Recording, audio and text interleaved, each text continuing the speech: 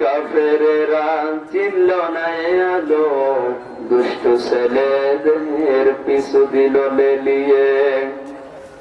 পাথরের আঘাতে ক্ষত বিক্ষত হয়ে সারা শরীর থেকে রক্ত ঝরে। হে রাসূল, তোমাকে ভুলি আমি কেমন করে। হেরার গুহায় তোমারই ধ্যান, আসমান থেকে নামে আল কোরআন। বাংলা সবার ভুল তোমারই পরে, আসল কোরআনের ছায়া তলে। খালিদ ওমর আলী আবু বকর ইসলামী ঝান্ডা নিল যে তুলে। আল আমিন তুমি ছিলে চিরদিন সকল মানুষের তরে। হে রাসূল, তোমাকে ভুলি আমি কেমন করে। হাজারো ব্যথা বেদনার পরে ফিরে আসনি তুমি আপন ঘরে। দিনের আলো তুমি ছড়িয়ে দিতে, চলে গেলে মদিনায় মক্কা ছেড়ে। হে রাসূল, তোমাকে ভুলি আমি কেমন করে। আলহামদুলিল্লাহ। বাংলাদেশের ঐতিহ্যবাহী জেলা কক্সবাজার চকরিয়া থানার অন্তর্গত বদরখালী ২ নম্বর ব্লক শহরিয়া পাড়া সাথী ভাই একতা সংগঠনের উদ্যোগে ১২তম ঐতিহাসিক সিরাতুন নবী সাল্লাল্লাহু আলাইহি ওয়াসাল্লামের মাহফিলে স্বনামধন্য সভাপতি আলেমে দ্বীন, ইসলামিক চিন্তাবিদ, শিক্ষাবিদ আমার আরাফাতের ভাই জনাব আলহাজ মাওলানা আবুল বশর আতালাল্লাহু উমরাহু ওয়া বারাকাল্লাহু ফি হায়াতি। প্রধান অতিথি আমাদের অভিভাবক বদরখালী ইউনিয়ন পরিষদের সম্মানিত চেয়ারম্যান বড় ভাই জনাব খায়রুল বশর, হায়াতে তাজ্জিবা সিহাতে কুল্লিয়া কামনা করছি। আমাদেরকে রাগারাগি আছে ওনার সাথে? জোরে বলেন তো আমিন। বিশেষ অতিথি অনেকগুলো মানুষের নাম এখানে এসেছে, আলোচনাও রেখেছেন এখানে অনেকগুলো আলেম। এখানে একটা একটা করে যদি নাম বলি আর দোয়া করি এমনি আমার সময় কম। সে শিক্ষক জিজ্ঞাসা করছে ছাত্রকে, বলছে গোট বানান কর। Sir A B C D E F G H I J K L M N O P Q R S T U V W X Y Z. কি করলি? এর ভেতরে আছে, আপনি বানান করে নিন। এর ভেতরে তো আছে মানুষের নাম একটা একটা করে বলা আর দোয়া করা 10 মিনিট করে যাবে। আমি একবারে দোয়া করে দিলাম, আপনারা বলেন আমিন।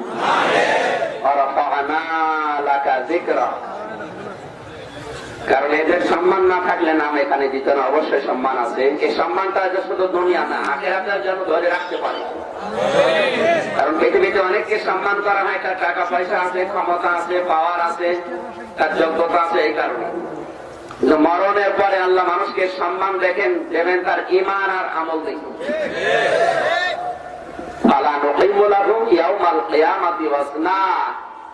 এমন কিছু মানুষ দুনিয়া থেকে বিদায় নেবে, ওদের দিকে আল্লাহ ঘুরেও তাকাবে না, গুরুত্বই দেবে না। আজ আমাদের এমপি মাহবুবুল আলম হানিফ কুষ্টিয়া, উনি কুষ্টিয়াতে প্রবেশ করলে কমপক্ষে 50-60টা তোরণ তৈরি হয়, গেট তৈরি হয়।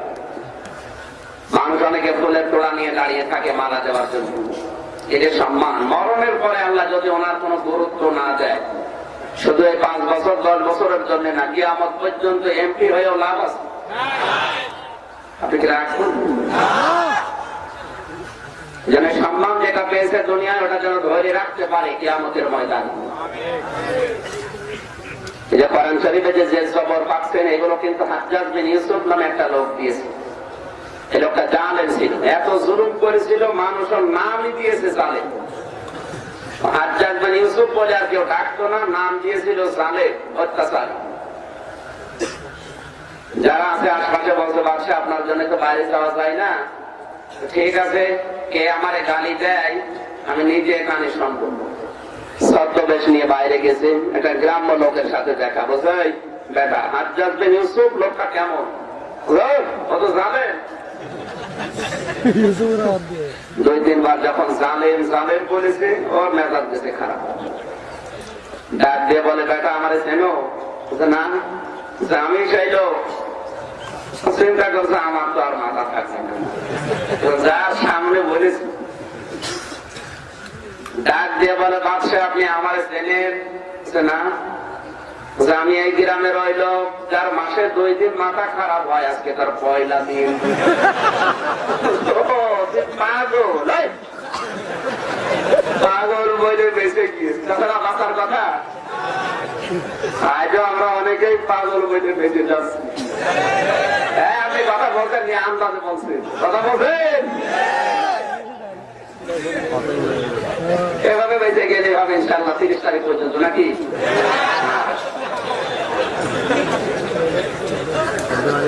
এখানে আলোচনা জেনে রেখেছেন আপনারা, কিভাবে শুনলেন আমি জানি না। শুধু বাংলাদেশ না, সারা বিশ্বে আন্তর্জাতিক অঙ্গন পর্যন্ত আমি বিশ্বের যতগুলো দেশ ঘুরেছি আমি দেখেছি তাদের আলোচনা সারা বিশ্বে চলে।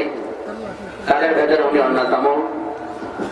আলহাজ মাওলানা মিজানুর রহমান আজহারি ঢাকা। আপনাদের যদি ওনার বাড়ি কুমিল্লা দেবিদ্যা, এই চট্টগ্রাম বিভাগের সন্তান। আল্লাহ রাব্বুল আলামিন তার গোলামের কথাগুলো তাওহীদের উপরে কথা বলছিলেন। আমাকে সহ যারা আমরা যতটুকু শুনেছি আমল করার তৌফিক যেন আল্লাহ দান করেন। আলোচনা রেখেছেন মাওলানা হুসাইন আহমেদ মাহফুজ, মাওলানা সিরাজুল ইসলাম বদরি, আলহাজ মাওলানা আশরাফ আলী। আলেমদের কথাগুলো আমলের নিয়তে শোনার এবং বাস্তব জীবনে মেনে চলার তৌফিক দিন। আসমানের নিচে জমিনের উপরে আল্লাহকে যারা সবচাইতে বেশি ভয় করে, সম্মানিত ওলামা ইকরাম, সামনে বসা মুসলমান ভাইরা, পর্দার আড়ালের সম্মানিতা মা এবং বোনেরা, প্রশাসনের ভাইরা, আর কিরমান কাতিবিন যারা এসেছে তারা, কারণ আমি জানি ওরা আগে এসে বসে থাকে, যা বলি ওইটা লেখে, যা বলি না ওইটা। পৃথিবীতে সর্বপ্রথম আল্লাহ যেটা বানিয়েছেন তার নাম কি? হ্যাঁ, ভুল কথা প্রমাণ করা আছে বাংলাদেশ, ভারত আর পাকিস্তান। আমরা জানি আব্বালু মা খালাকাল্লাহু নূরি, সর্বপ্রথম আল্লাহ নবীজির নূর বানিয়েছেন। না, এটা হাদিস না, এটা হাদিসের নামে জালিয়াত। এগুলো বেদাতপন্থী যারা আছে তারা এই হাদিস বানিয়েছে। হাদিস হওয়ার জন্য তার মতন থাকা লাগবে, সনদ থাকা লাগবে। এটার মতন হলেই সনদ। ডক্টর আব্দুল্লাহ জাহাঙ্গীর ইসলামী বিশ্ববিদ্যালয় কুষ্টিয়া হাদিস বিভাগের অধ্যাপক, তিনি একটা বই লিখেছেন হাদিসের নামে জালিয়াতি। প্রায় 550 হাদিস এখানে আছে, তার ভেতরে এটা একটা। যেগুলো হাদিস না, আরবি প্রবাদ হাদিস বলে বাংলাদেশে চলে। আর এই দেশের অবস্থা তো এই, কেউ যদি আরবিতে গালি দেয়, আমি যেমন ওনার কথা শুনে মনে করছিলাম যে দোয়া করছে, গালি দিলেও মনে হচ্ছে দোয়া করছে। এই দেশের মানুষ যেহেতু ভাষা আমাদের আরবি না, আমরা আরবিতে যদি গালি গালাজ করি, সাধারণ মানুষ মনে করে হুজুর মনে হয় দোয়া করছে।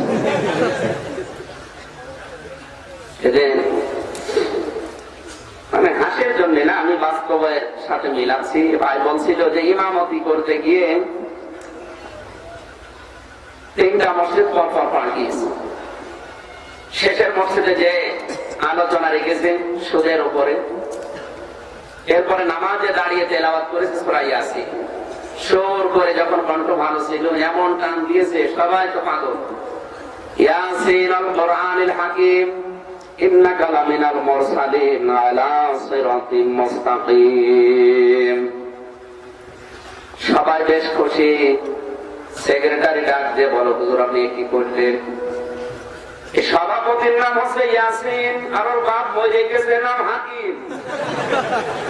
আপনি নামাজের ভেতরে বাপ বেটার নামে সূরা পড়েন, আমি যে সেক্রেটারি আমার নামে সূরা পড়ে।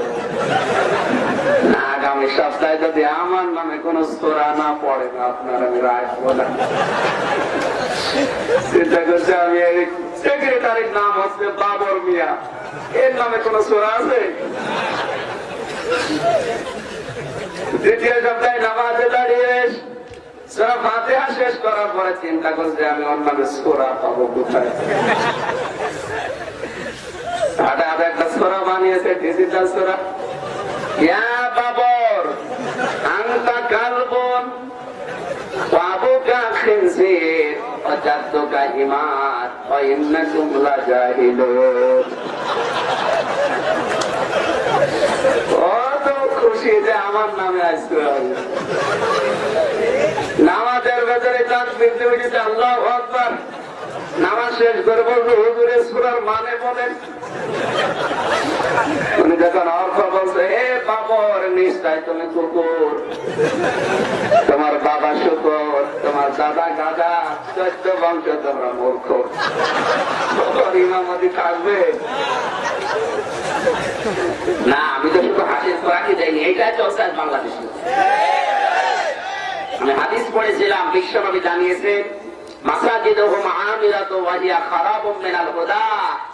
এমন সময় দুনিয়ায় আসবে মসজিদগুলো ঝকমক করবে, টাইলস দিয়ে, মোজাইক পাথর দিয়ে, এসি লাগিয়ে বিশাল মসজিদ মনে হবে, কিন্তু হেদায়েতের কোনো কথা ওই মসজিদে থাকবে না। আমার তো মনে হচ্ছে হাদিসটা এখন বাংলাদেশে 100 ভাগ মিলে গেছে। এদেশের কোন মসজিদ এখন নেই যেখানে হেদায়েতের সঠিক কথা বলে ইমামতি থাকে, পরের দিন বন্ধ হয়ে যাবে। উনি দিকে তো শুনতে পারেন না, কেউ শুনতেও দেন না।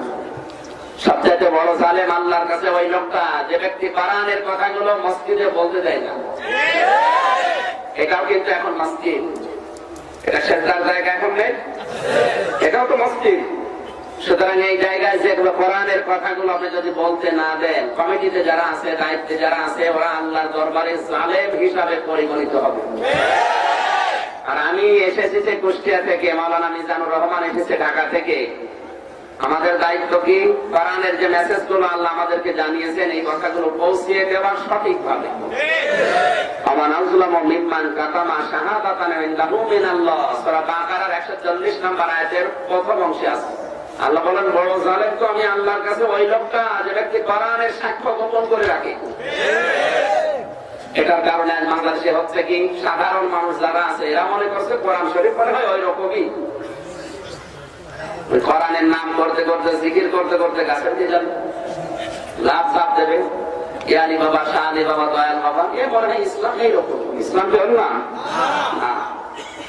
আল্লাযীনা তাখাযু দীনাহুম লাহওয়া ওয়া লাইবা, সূরা আরাফের 51 নম্বর আয়াতের প্রথম অংশে আল্লাহ জানিয়েছেন যারা দ্বীনকে, ইসলামকে, ধর্মকে খেল তামাশা, হাসির পাত্র বানিয়ে ফেলেছে। এ বাংলাদেশে এখন এটা বেশি, আর চট্টগ্রাম বিভাগে এগুলো আরো বেশি।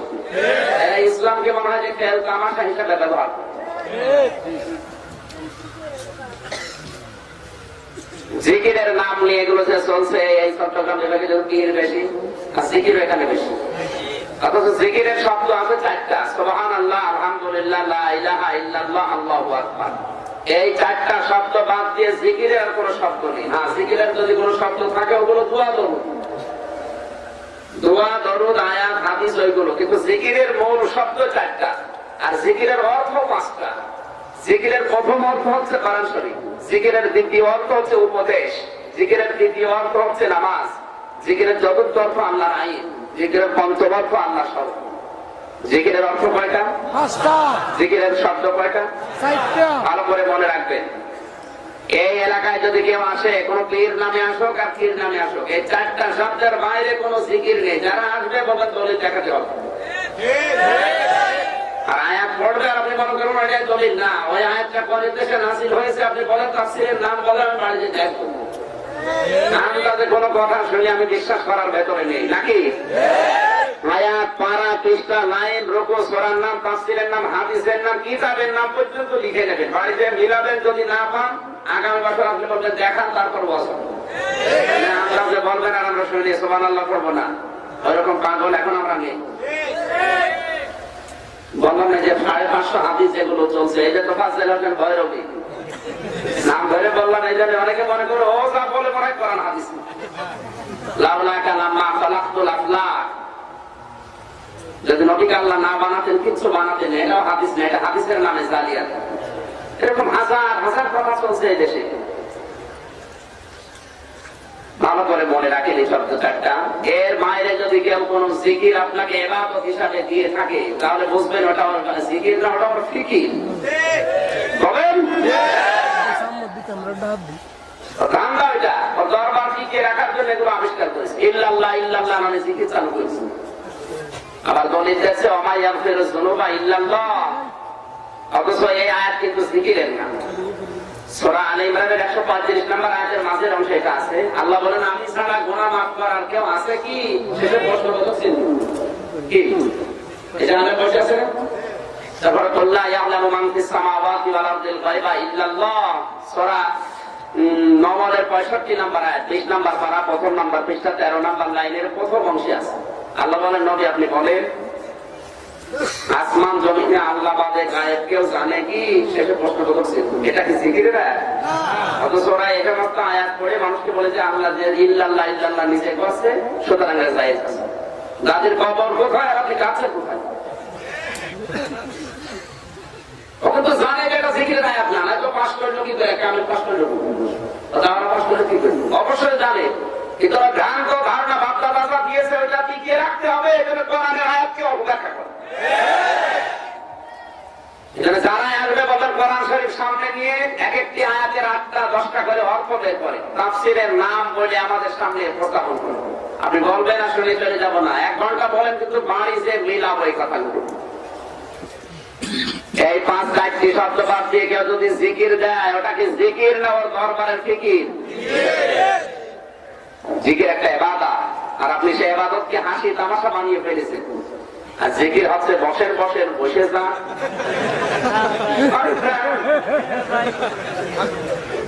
এই শয়তানের দিকে আসে, ওরা মেরে ফেলবেন, মেরে ফেলবেন, কোনো হবে না। আজ ইসলামকে বাংলাদেশের মানুষের কাছে হাসির পাত্র বানিয়েছে।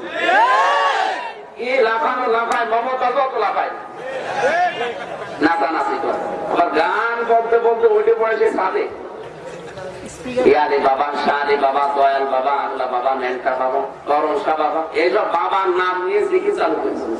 আমার মনে হয় আবু লাহাব, আবু জাহেলের দ্বারা ইসলামের এত ক্ষতি হয়নি, এই শয়তানদের দ্বারা আজ ক্ষতি হচ্ছে। এখানে যারা আসবে বদর কোরআন শরীফ হাতে নেন, ওই বাবার কিচ্ছা কাহিনীর কান দিয়ে শোনার জন্য আমরা রাত জেগে বসে নেই। কারা পারবেন দেখি? লিল্লাহে তাকবীর।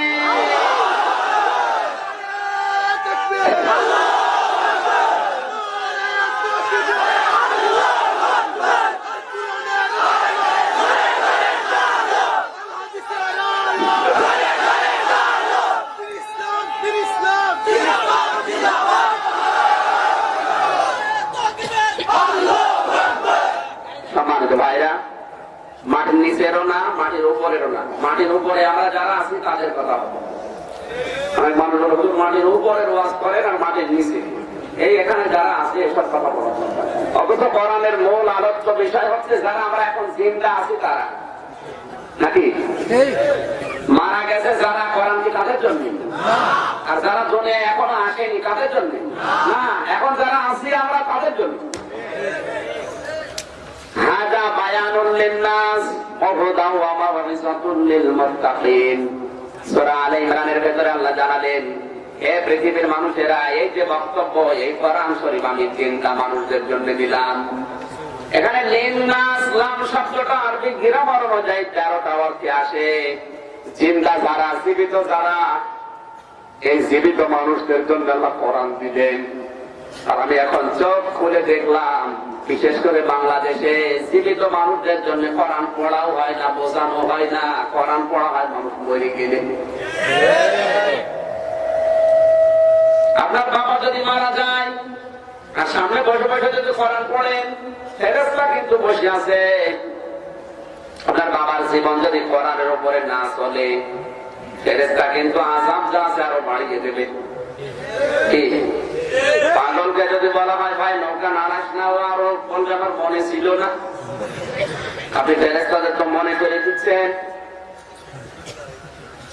এটা স্থান কাল পাত্র যে বাস্তবতার নিরিখে কথা বলা লাগবে কোরআন দিয়ে।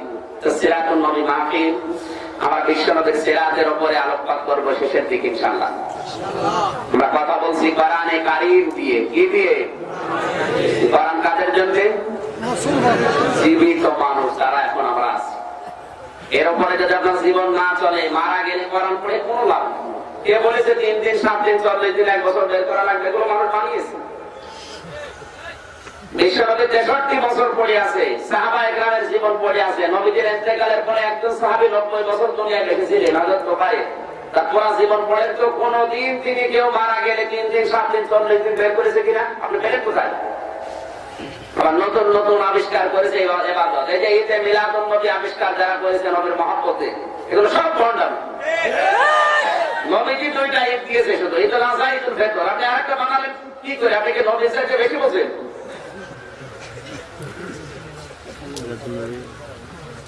কোরআনে যেটা নেই, হাদিসে যেটা নেই, সাপোর্ট করে না, সে আমার বাবা বললো এটা আমি মানি না। কিসের বাবা? মরণের পরে আপনাকে কিন্তু জিজ্ঞাসা করবে যে কোরআন মানা হয়েছে কিনা, এটা আগে বলো। ওয়া ইন্নাহু লাযিকরুল লাকা ওয়া লিকাওমিকা ওয়া সাওফা তুসআলুন। সূরা যুখরুফ 25 নম্বর পারা, 11 নম্বর পৃষ্ঠা, 9 নম্বর লাইনে, 6 নম্বর রুকু, 44 নম্বর আয়াতে। তাফসীরে ফি জিলালিল কোরআন সাইয়্যিদ কুতুব লিখেছে। মাইকা করে গেল ঠিক করে না?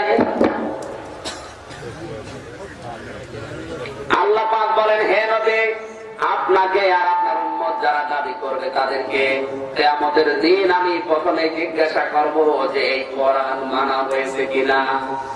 96% মুসলমান এই দেশে এখন আমরা আছি, কোরআনের একটা বিধানও এই দেশে এখন চলে না। আপনি কি জবাব দেবেন বলেন তো? আপনি যে নিশ্চিন্তায় মরে যাচ্ছেন, কি জবাব দেবেন এখন মারা গেলে? বলেন। আপনি আওয়ামী লীগ করেন, বিএনপি করেন, জামাত ইসলাম করেন, মানে সে করার দরকার নেই, যা করেন করেন। এখন মারা গেলে যদি জিজ্ঞাসা করে কোরআনের কোন বিধান সত্য তোর দেশে বল, কি বলবেন বলেন? এগুলো তো সব ফেরেশতারা এসে করবে নাকি? এজন্য জিন্নাত দিলেন, জিন্দা মানুষদের জন্য আল্লাহ কোরআন শরীফ দিলেন। আর জীবিত মানুষ এখন কোরআন থেকে দূরে, মরা মানুষের জন্য ওটা রেখে দিয়েছে। অবদান এর ভেতর পথ নির্দেশিকা আছে, মাউইযাতুন উপদেশ আছে। কার জন্য? লিল মুত্তাকিন, যারা ভদ্রলোক। কি লোক? আরো জোরে বলেন। কোরআনের উপদেশ, কোরআনের পথ নির্দেশিকা গ্রহণ করে তারা, যারা আল্লাহর কাছে ভদ্রলোক। আর আমরা বাংলাদেশে দেখি কোরআন বাধা দেয় যারা, ওরা এখন ভদ্রলোক। কালকের মাহফিলটা যারা বন্ধ করে দিয়েছে, এই যে পেটুয়াই ছিল, ওদের প্রায় 5-6 লাখ টাকা খরচ। আপনি 10-12 দিন আগে বললেন না কেন? যখন হবে ঠিক বিকাল বেলা বন্ধ করে দিলেন। কোরআন আমার সামনে, সূরা কলমের 13 নম্বর আয়াতে আল্লাহ ওই সম্পর্কে জানিয়েছেন, ওয়াতুল্লিম বাদা যালিকা সানিম। হে নবী, কোরআনের ডাইরেক্ট ইনডাইরেক্ট যারা বিরুদ্ধ উচ্চারণ করে, আপনি খোঁজ খবর নিয়ে দেখবেন ওগুলো জন্ম ঠিক নেই, যার সন্তান।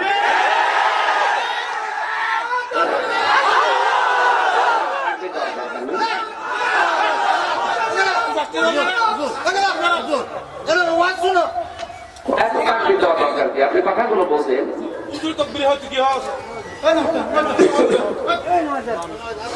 সমাজ ভাইরা এদিকে তাকান। চেহারা কি খারাপ নাকি? কোন দিকে তাকাচ্ছে? মুরব্বী মানুষ আজ ধরে গান বলে যাবে, কোন দিকে তাকাচ্ছে? চেহারা খারাপ?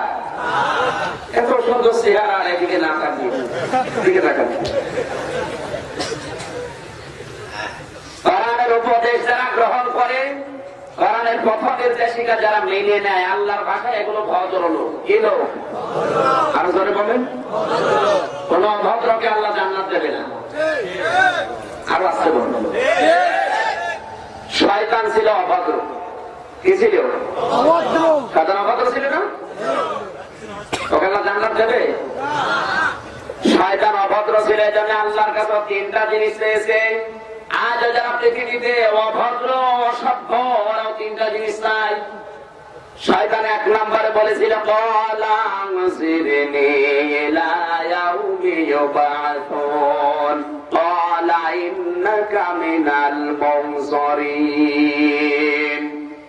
সূরা আরাফ 8 নম্বর পারা, 11 নম্বর পৃষ্ঠা, 3 নম্বর লাইনে, 13 নম্বর আয়াত। এটা আল্লাহ পাক বলেন, শয়তান আমাকে বলেছে, আল্লাহ আমি হায়াত চাই, আমি বেশি দিন বাঁচতে চাই। আল্লাহ বলেন, দিলাম তোর হায়াত বাড়িয়ে। তাহলে বেশি দিন বেঁচে থাকার আকাঙ্ক্ষা এটা মানুষের না, এটা শয়তানের। তাহলে এখানে আমরা যারা আছি বেশি দিন বেঁচে থাকবেন, এই করবেন ওই করবেন এটা করবেন ওটা করবেন, খালি টিকে থাকার লড়াই যাদের, দুনিয়ায় যারা টিকে থাকার জন্য চেষ্টা চালায় সব সময় কি করে বেঁচে থাকা যায়, এই আকাঙ্ক্ষা মানুষের না, এটা শয়তানের। এই জন্য শয়তান মার্কা মানুষ বেশি দিন বেঁচে থাকে। আপনি দেখেন কত ভালো ভালো মানুষ মারা যাচ্ছে, শয়তান মরে, তার বাস্তব প্রমাণে অংশান সুশী এখন 17 কেজি ওজন মরছে না, মরে। লক্ষ লক্ষ মুসলমান আজর জন্য ভিটা ছাড়া, মাটি ছাড়া, দেশ ছাড়া।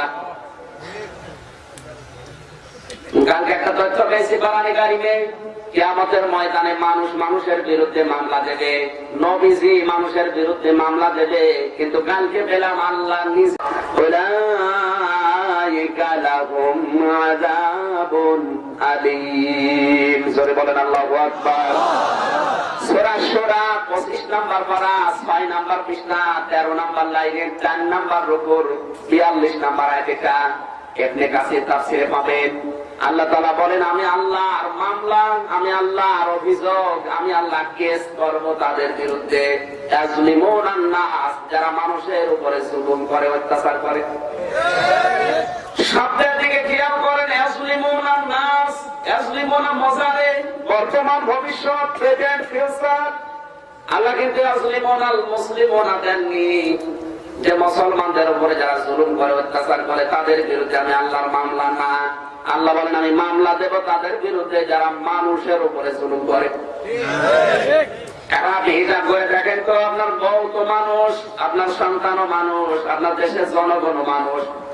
আপনি মানুষ হিসাবে মানুষের উপরে কোন জুলুম অত্যাচার হচ্ছে কিনা, যদি হয়ে যায় তাহলে আপনার বিরুদ্ধে মামলা আমির হামজানা কে দেবে? জাফরিয়াবাসী আল্লাহর মামলা ওভারটেক করে জান্নাত পাবেন, এই আশা আপনার আছে? হিসাব মিলান, আপনি কি আল্লাহর মামলার আসামি কিনা? আর আমার বায়াত পড়ে মনে হচ্ছে আমরা সবাই এখন আল্লাহর মামলার আসামি।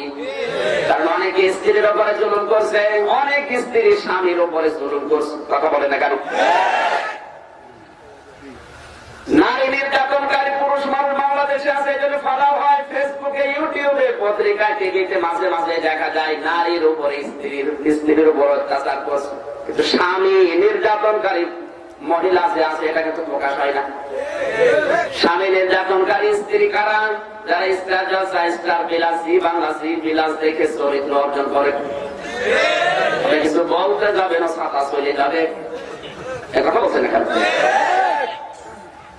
ভারতের এই 36টা চ্যানেল এখন বাংলাদেশে চলছে। রেজাল্ট যা, আমার কুষ্টিয়ার সাবেক চেয়ারম্যান কিছুদিন আগে গেছে খুলনায়, কাজকর্ম করার পরে বাড়ি আনবে, এটাকে গাড়ি আর নেই। ছেলের বাড়ি ছিল খুলনাতে, যাওয়ার পরে কলিং বেল টিপ দিয়েছে। ছেলে বলে, বাবা এত রাতে তুমি আসলে? গাড়ি পাইনি, চলে আসলাম। স্ত্রীকে বলছে, তাড়াতাড়ি করো, আমার বাবা এসেছে, রান্না করো।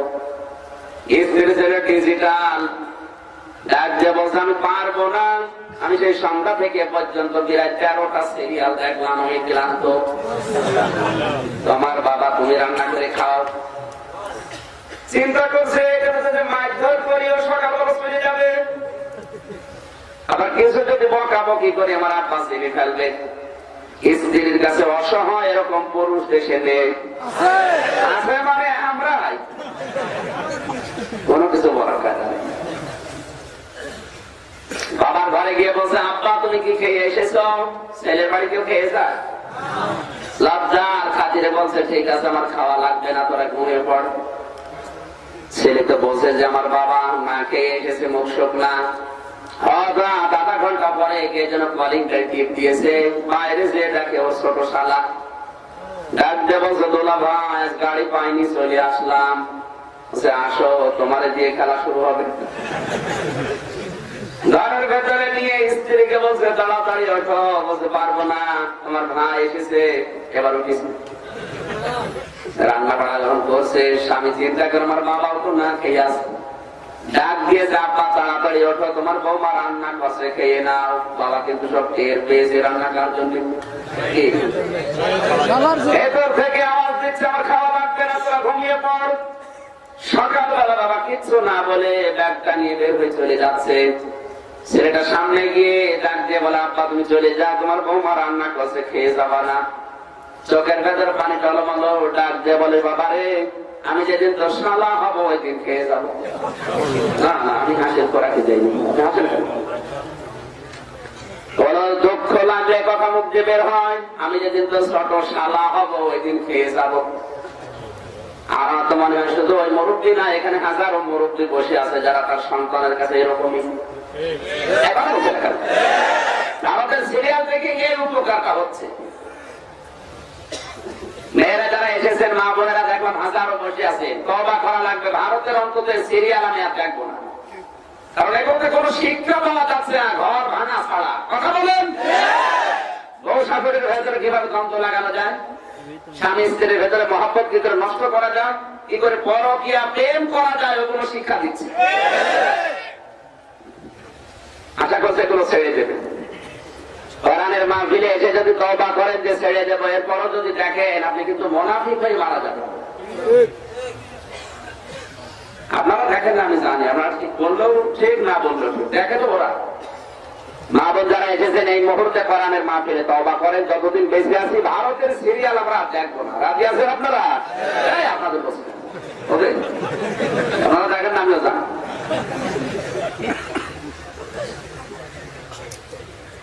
আল্লাহর মামলা তাদের বিরুদ্ধে যারা মানুষের উপরে জুলুম করে, অত্যাচার করে, নির্যাতন চালায়।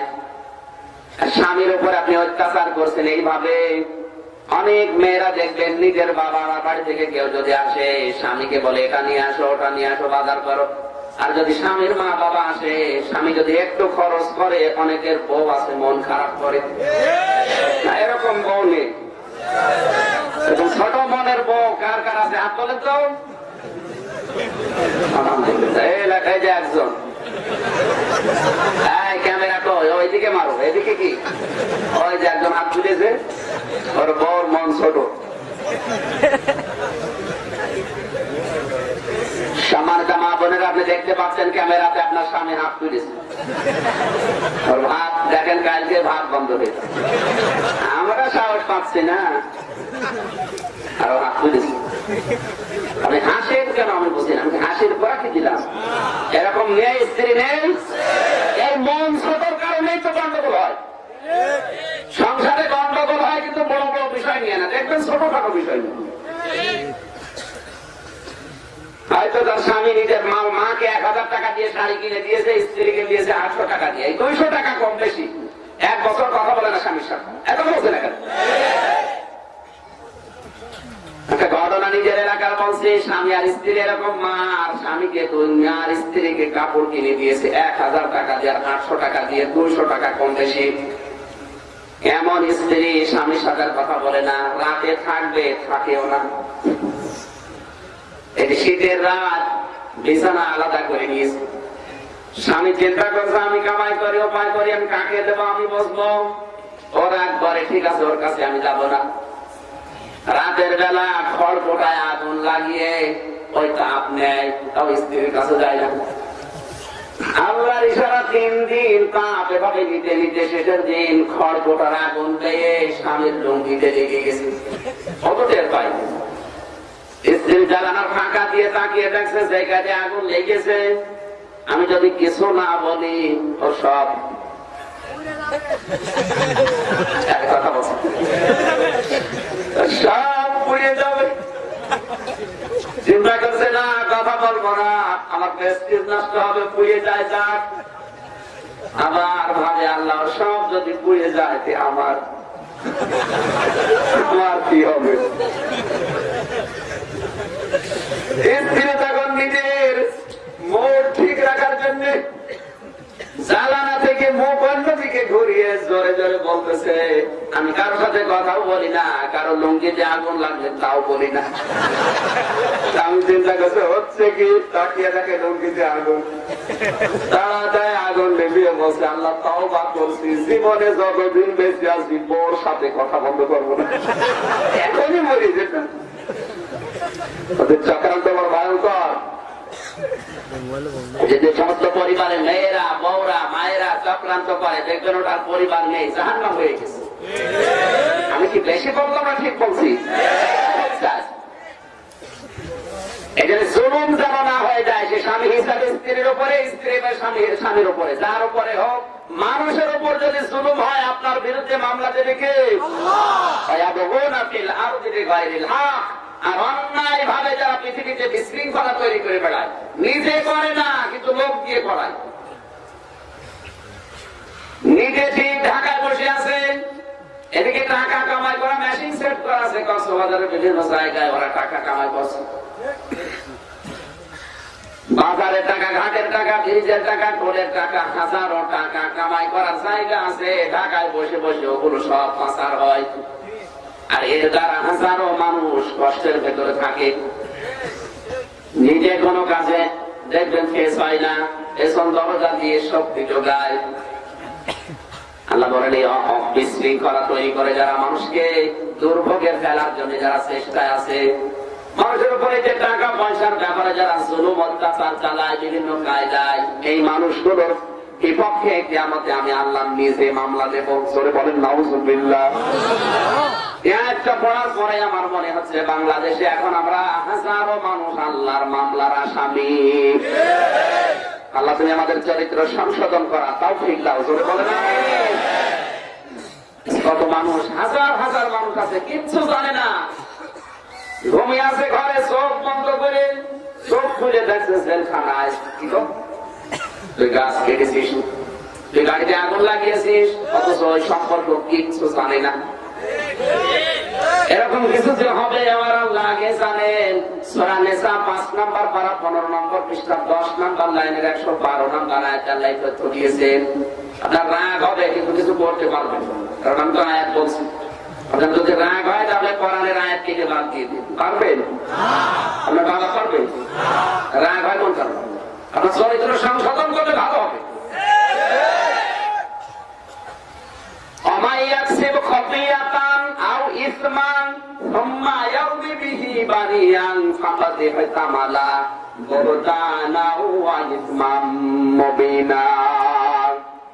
আল্লাহ পাক বলেন অনেক মানুষ এমন আছে নিজে অন্যায় কাজগুলো করে বেড়ায়, আর কাজটা যখন হয়ে যায় তখন একটা ভালো মানুষের মাথার উপরে চাপিয়ে নিজে ভালো সাজে। এই চরিত্রের মানুষ এখন কক্সবাজার নেই।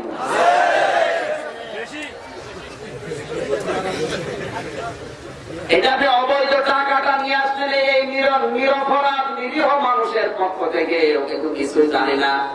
এই টাকা আপনি বাড়িতে নিয়ে এসে দেখবেন টাকা থাকবে না। কোরআন আমার সামনে, এই টাকা আপনার থাকবে না।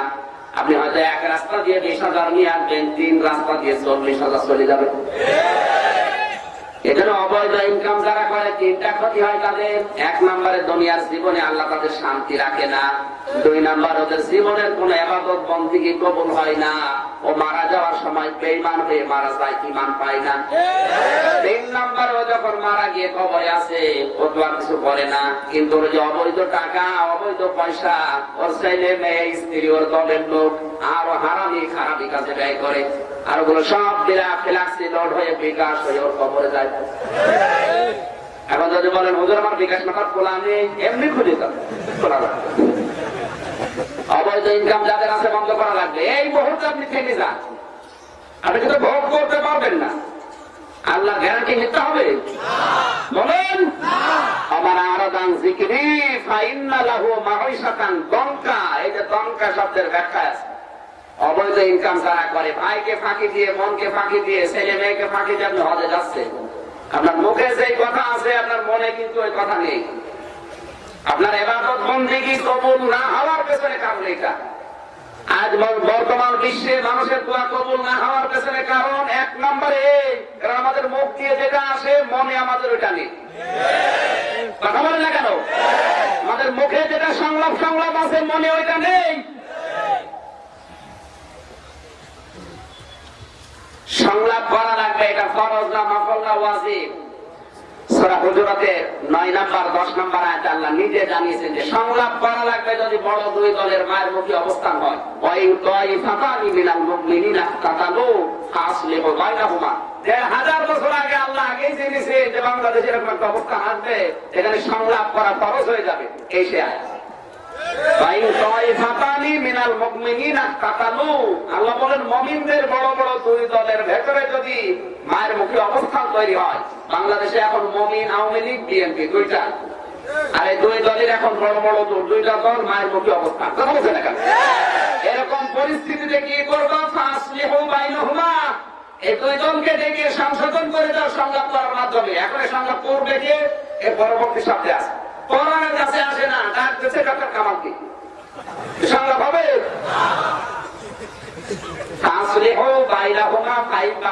আমার তো মনে হয় কোরআন শরীফ এই মাত্র আল্লাহ আয়াতগুলো নাযিল করেছেন, অথচ এই আয়াত নাযিল হয়েছে 1000 বছর আগে। সুবহানাল্লাহ বলতে পারলে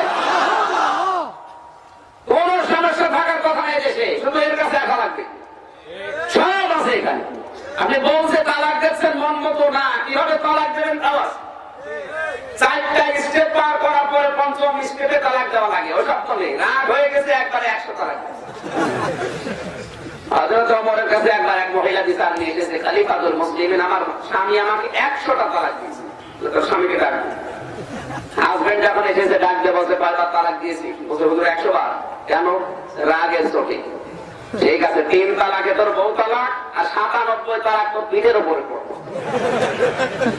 কান্দাবে তালাক দাও। এর কাছে আসো, কি করে তালাক দেওয়া লাগে, কি করে ব্যবসা করা লাগে, সব এখানে আছে।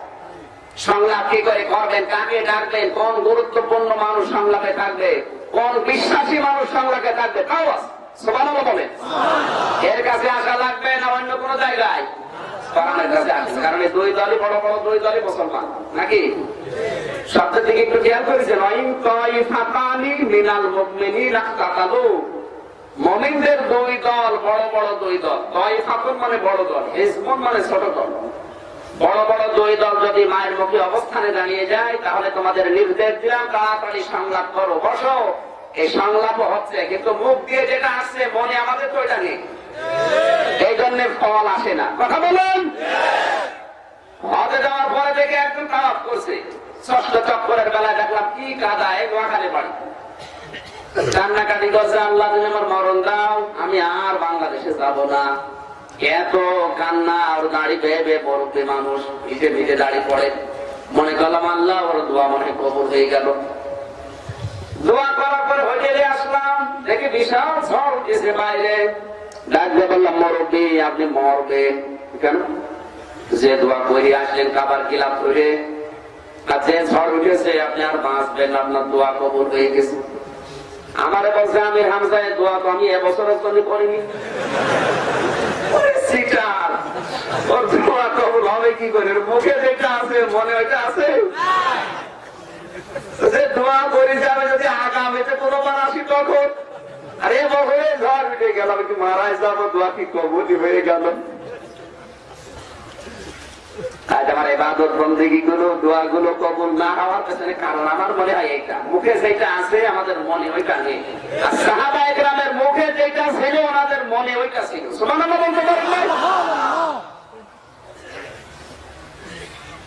ঝড় দেখে দোয়া পাল্টিয়ে ফেলেছে, যে দোয়া তো আমি এবছরের জন্য করিনি, আগামীতে যদি আসি তখন তোমার দোয়া কবুল হবে। কারণ মুখের কথা আর মনের কথা তোমার ঠিক নেই। কথা বলবে না কেন? আল্লাহ আমাদেরকে মুখে যেটা বলি আমাদের মনে যেন ওইটা থাকে। শয়তানের এই পৃথিবীতে 1 নম্বরে আকাঙ্ক্ষা ছিল এই বেশি দিন বেঁচে থাকা। এখানে মনে হয় কারো আশা নেই। যদি কারো আশা থাকে যে বেশি দিন বেঁচে থাকবো কি করে, টিকে থাকবো কি করে, তাহলে তার 1 নম্বরের পরিণতি শয়তান। এটা চেয়েছিল আল্লাহর কাছে, আর মানুষ থাকে না, ও শয়তান হয়ে যায়। কারণটা কি? এখন চেয়ারম্যান সাহেব বাড়িতে যে যাওয়ার পরে ওনাকে গালি দিচ্ছে ওনার স্ত্রী, কুকুরের বাচ্চা বলে গালি দিচ্ছে। উনি কিন্তু যদি জ্ঞানী মানুষ হয় রাগ করবে না। চিন্তা করবে আমার স্ত্রী ভদ্র ঘরের মেয়ে, শিক্ষিতা, আর্মিক, আমার হঠাৎ করে গালি দেয়, কারণ কি? অবশ্যই এর সিনে রয়েছে। কি কথা বলছে না? জ্ঞানী মানুষ তো রাগ করার কথা, একবারে রাগ করবে না। চিন্তা করে আমার গালি দিচ্ছে, অবশ্যই এর ভূতে ধরেছে না, ছিঁড়ে ফেলছে। আমরা যখন আকাঙ্ক্ষা দেবে বেশি দিন দুনিয়ায় টিকে থাকার চেষ্টা যারা করে, মনে করবেন আপনি আর মানুষ নেই, আপনাকে শয়তান দখল করে ফেলেছে। শয়তানের 1 নম্বর আকাঙ্ক্ষা ছিল এটা। 2 নম্বরে শয়তান বলেছে, আল্লাহ তুমি আমার টাকা পয়সা বাড়িয়ে দাও, আমার ক্ষমতা বাড়িয়ে দাও। আল্লাহ বলেন, দিলাম। আর টাকা আনতাম দুনিয়ার দিকে, টাকা পয়সা ক্ষমতা যাদেরই বেশি, ওরা আল্লাহ রাসূলের বিরুদ্ধে বেশি। একটা কথা আপনি ভুল প্রমাণ করতে পারবেন না। সারা বিশ্বের অবস্থা এখন এই না, টাকা পয়সা যাদেরই বেশি, ক্ষমতা যাদের বেশি, ওরা আল্লাহ রাসূলের বিরুদ্ধে বেশি। কথা বলেন। 3 নম্বরে শয়তান বলেছিল, ক্বালা ফাবিমা আগাওয়াইতানি লাআকুদান্না লাহুম ইলা সিরাতাকাল মুস্তাকিম। ইয়া আল্লাহ, তোমার বান্দাদেরকে ধোঁকা দিয়ে বোকা বানিয়ে জাহান্নামে নেওয়ার জন্য আমি কিন্তু কোনো খারাপ রাস্তায় যাব না, ভালো ভালো রাস্তার মোড়ে মোড়ে অবস্থান করব। এজন্য শয়তান সিনেমা হলের সামনে যায় না। আপনি তাকিয়ে দেখবেন, শয়তান ওখানে পাবেন না। ও জানে যে এখানে যারা আসবে আমার ভাইরা ভাই। কি কথা হচ্ছে না কেন? আপনি শয়তানকে যে কক্সবাজারের সমুদ্র সৈকত উলঙ্গ হয়ে যারা গোসল করে ওখানেও পাবেন না। জানে যে এখানে যারা বান্ধবী নিয়ে আসবে এরা আমার চাইতে বড় শয়তান। আমি কোথায় যাবো? বদরখালী তাফসীর মাহফিল হচ্ছে, ওই জায়গায় যাই। বিভিন্ন মানুষ বিভিন্ন থানা থেকে আসবে, মোড়ে মোড়ে অবস্থান করে বলবো ওখানে যেও না, কোরআনের কথার নামে রাজনীতি হবে, যাওয়ার দরকার নেই। আমার মনে হয় এখানে অনেক জিন শয়তান না থাকুক, মানুষ শয়তান হয়ে গেছে। ভালো ভালো রাস্তায় যায়, খারাপ রাস্তায় যায় না। শয়তানের আকাঙ্ক্ষা ছিল কয়টা? আরো জোরে। রাজ পৃথিবীতে যাদের ভেতরে এই 3টা আকাঙ্ক্ষা, বোঝা লাগবে ওটার মানুষ নেই, ওটা শয়তান দখল করে নিয়েছে। কথা বলে ঠিক কিনা? আল্লাহ তুমি আমাদেরকে হেফাজত করো, জোরে বলেন আমিন। কোরআনের হেদায়েত উপদেশ মেনে নেবে তারা যারা আল্লাহর কাছে ভদ্রলোক। শয়তান ছিল ভদ্র না অভদ্র? আর আমরা, আপনি কোরআনের উপদেশ যদি মেনে নিতে পারেন তাহলে ভদ্রলোক আল্লাহর কাছে, আর যদি মেনে নিতে না পারেন তাহলে আপনি অভদ্র। আর অভদ্র হচ্ছে কে?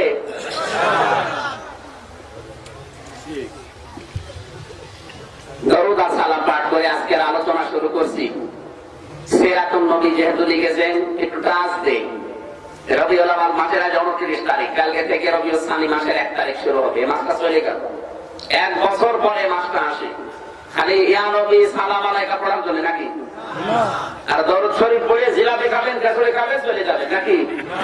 কেন আসে বলেন তো? নবীজির জীবনের উপরে এখন প্রায় 13টা গ্রন্থ পাওয়া যাচ্ছে। আমি বিশ্ববিদ্যালয়ে প্রায় 13টায় পড়ে আমি সামারাইজ করে 27 প্রকার বানিয়েছি। আর রাহিকুল মাখদুম, সিরাত ইবনে হিশাম, সিরাত বিশ্বকোষ, নবী রহমত, মানবতার বন্ধু মুহাম্মদ রাসূলুল্লাহ সাল্লাল্লাহু আলাইহি সাল্লাম, দো জাহানের বাদশা, এরকম 13টা গ্রন্থ আছে নবীর জীবনের উপরে। 13টা পড়ে আমি 27টা পয়েন্ট বের করেছি।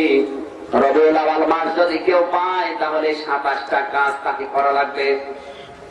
এই 27টা কাজ যদি আপনি করতে পারেন রবিউল আউয়াল মাস পেয়ে, তাহলে আপনার জীবন সাকসেস। সিরাতুন নবী শুনলে আপনার জীবন সফল হবে। তখন নবীজি এই রবিউল আউয়াল মাসের 12 তারিখে দুনিয়ায় এসেছিলেন পৃথিবীতে। প্রথমে যেটা তিনি করলেন, মায়ের কোলে চড়লেন হযরতে হালিমাতুস সাদিয়া দুধমা। ডান স্তন তিনি মুখে দিলেন, পান করার পরে বাম স্তন দিলেন, তিনি মুখ বের করে দিলেন। তিনি আবার জোর করে লাগালেন, মুখ বের করে দিলেন। আবার জোর করে দিলেন, তিনি মুখ বের করে দিলেন। চোখের ইশারা দিয়ে যেন বোঝাতে চায়, ও মা হালিমা, জোর করেন কেন? আমার ডান স্তন অধিকার ছিল, আমার হক ছিল, আমি পান করেছি। বাম স্তন এটা আমার অধিকার না, আমার হক না, এটা আমার দুধ ভাই আব্দুল্লাহর অধিকার। পৃথিবীতে আমি ভাইয়ের হক নষ্ট করার জন্য আসি না, এসেছি ভাইয়ের হক ফিরিয়ে দেওয়ার জন্য। কক্সবাজারবাসী সেই নবী রবিউল আউয়াল মাসে মায়ের কোলে বসে ভাইয়ের হক ফিরিয়ে দেয়, নষ্ট করে না। সেই নবীর উম্মত আমরা এখন যত বড় হচ্ছি, ভাইয়ের হক মারার জম হচ্ছি। বলেন, এখানে আপনি খোঁজ করেন, হক ফাঁকি দেওয়া, শরীক ফাঁকি দেওয়া মানুষ পাবেন। নামাজ পড়ছে, রোজা করছে, হজ করে করে এসেছে, অথচ ভাইয়ের জমি জাল দলিল করে নিজের নামে লিখে নিয়েছে। শরিক ফাঁকি দেওয়া মানুষ যদি থাকেন হাত তোলেন তো দেখি।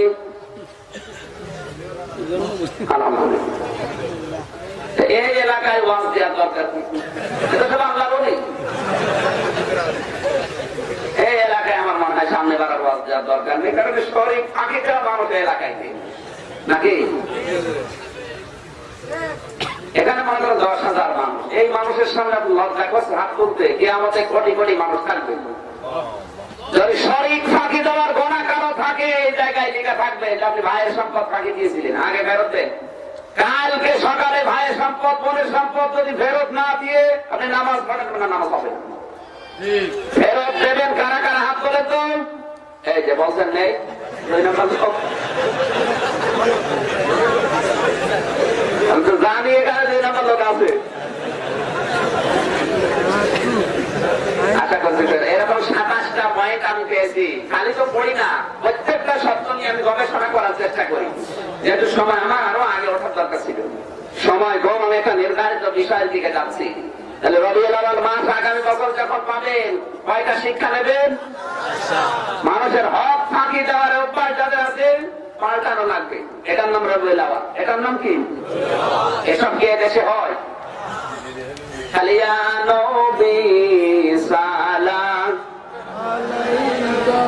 এরপরে জেলাপি আর মেলা পড়ে শেষ।